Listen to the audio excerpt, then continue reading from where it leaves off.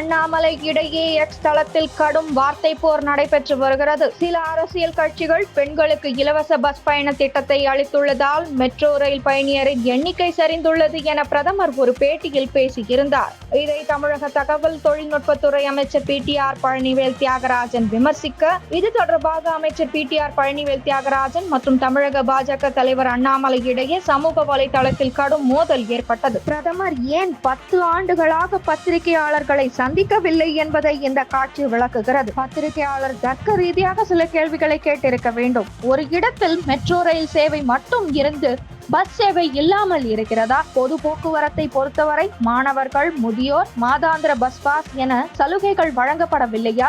Bus சேவையானது metro ரயிலின் சேவையை பாதிக்கிறதா என்று கேட்டிருக்க வேண்டும். சென்னை மெட்ரோ ரயில் 2ஆம் கட்ட பணிக்கு இன்னும் நிதி வழங்க ஒப்புதல் தராமல் மத்திய அமைச்சரவை பல ஆண்டுகளாக கிடப்பில் வைத்துள்ளது. சென்னை மெட்ரோவுக்கு பிறகு வந்த பிற நகரங்களுக்கான திட்ட அறிவிப்புகளுக்கு ஒப்புதல் வழங்கப்பட்டுள்ளது. மெட்ரோ ரயிலில் ஒருவர் தான் செல்ல வேண்டிய இடத்திற்கு செல்ல முடியாது என்பதை பிரதமரிடம் சுட்டி காட்டி இருக்க வேண்டும் என சாடியிருந்தார். இதற்கு பதிலடி கொடுக்கும் விதமாக தமிழக பாஜக தலைவர் அண்ணாமலை அறிக்கை ஒன்று வெளியிட்டுள்ளார். அதில் இலவச பஸ் வெற்றிகரமான திட்டம் என்று கூறும் அமைச்சர் தியாகராஜன் அத்திட்டத்தை ஓசி என்று விமர்சித்த சக அமைச்சர்களை ஏன் கண்டிக்கவில்லை என கேள்வி எழுப்பியுள்ளார். தமிழகத்தில் திமுக ஆட்சியில் ஒவ்வொரு அமைச்சரும் பயனாளிகளை விமர்சிப்பது போல எங்கும் நடப்பதில்லை. பால் விலை உயர்வு, மின் கட்டண உயர்வு என அத்தியாவசிய சேவைகளுக்கான கட்டணங்களை உயர்த்திவிட்டு அரசு செலவுகளை மிச்சப்படுத்தி உள்ளது என்று கூறுவது நகைச்சுவை. திமுக ஆட்சிக்கு வந்ததில் இருந்து 6000 பஸ்கள் இயக்கப்படாததால் பயணியருக்கு சிரமம் ஏற்பட்டுள்ளது. கடந்த 3 ஆண்டுகளாக மின்சார பஸ் கொள்முதல் அறிவிப்பாகவே உள்ளது.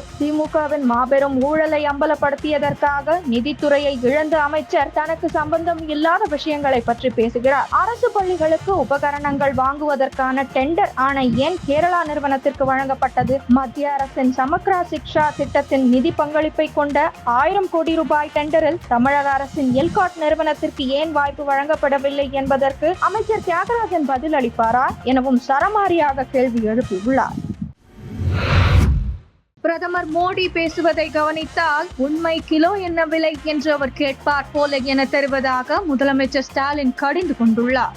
பாஜகவின் பிளவுவாத கனவுகள் ஒருபோதும் பலிக்காது. இந்திய கூட்டணி வெல்லும். மாநிலங்களுக்கு இடையே மோதலை தூண்டும் மலிவான உத்தியை பிரதமர் மோடி கையில் எடுத்துள்ளார் என கூறி அறிக்கை மூலம் பிரதமரை விமர்சித்துள்ள முதலமைச்சர் ஸ்டாலின், உத்தரப்பிரதேச மக்களை தென் மாநில தலைவர்கள் அவதூறாக பேசுவதாக கற்பனை கதைகளை மோடி பேசுகிறார். அவர் எதிர்க்கட்சி ஆளும் மாநிலங்களில் செயல்படும் மக்கள் நல திட்டங்களை கொச்சைப்படுத்த துணிந்துள்ளார். பெண்களுக்கு நாள்தோறும் நன்மை தரும் விடியல் பயண திட்டத்தை பிரதமர் மோடி எதிர்க்க துணிந்துள்ளார். தற்போது அவர் பஸ்களில் இலவச பயணத்தால் மெட்ரோ ரயில்களில் கூட்டமில்லை என கூறுகிறார். மெட்ரோ 2ஆம் கட்டத்திற்கு நிதி தராமல் முடக்கிய பிரதமர் விடியல் பயண திட்டத்தின் மீது பழி போடுகிறார். அவர் நாளொரு பரப்புரை, பொழுதொரு வெறுப்பு விதை என பேசி வருகிறார். பிரதமர் மோடி பேசுவதை கவனித்தால் உண்மை கிலோ என்ன விலை என்று கேட்பார் என தோன்றுகிறது என சரமாரியாக சாடியுள்ளார்.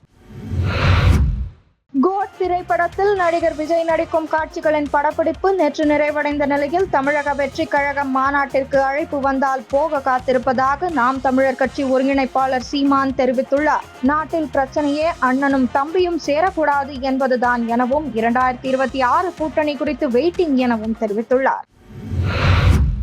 வார இறுதி நாட்களை ஒட்டி சென்னை மெட்ரோ ரயிலில் ஒரு நாள் சுற்றுலா அட்டை வழங்கப்படும் என மெட்ரோ நிர்வாகம் அறிவித்துள்ளது. 100 ரூபாய் செலுத்தி சுற்றுலா அட்டை பெற்று மெட்ரோவில் அளவற்ற பயணங்களை மேற்கொள்ளலாம். 150 ரூபாய் செலுத்தி 100 ரூபாய் சுற்றுலா அட்டை பெற்று அதை திருப்பி செலுத்தியவுடன் 50 ரூபாய் வைப்பு தொகை திருப்பி தரப்படும் என மெட்ரோ ரயில் நிர்வாகம் அறிவித்துள்ளது.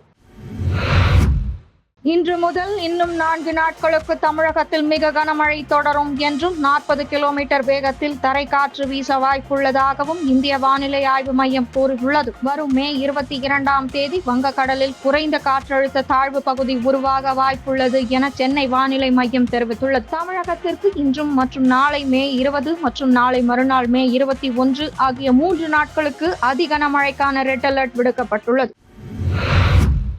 அரசு மருத்துவக் கல்லூரிகள், மருத்துவமனைகள், ஆரம்ப சுகாதார நிலையங்களில் பணிபுரியும் கடைநிலை ஊழியர்களுக்கு 3 ஷிப்ட் அடிப்படையில் பணி நேரம் ஒதுக்கீடு செய்து மருத்துவம் மற்றும் மக்கள் நல்வாழ்வுத்துறை அரசாணை வெளியிட்டுள்ளது. அதன்படி காலை 6 மணி முதல் மதியம் 2 மணி வரையும், மதியம் 1 மணி முதல் இரவு 9 மணி வரையும், இரவு 8 மணி முதல் காலை 6 மணி வரையும் என 3 ஷிப்ட் அடிப்படையில் பணி நேரம் ஒதுக்கீடு செய்யப்பட்டுள்ளது. மொத்த பணியாளர்களில் 50% பேர் முதல் ஷிப்டிலும், 25% ஊழியர்கள் 2வது ஷிப்டிலும், 25% ஊழியர்கள் 3வது ஷிப்டிலும் பணியில் இருக்க வேண்டும் எனவும் அறிவுறுத்தப்பட்டுள்ளது.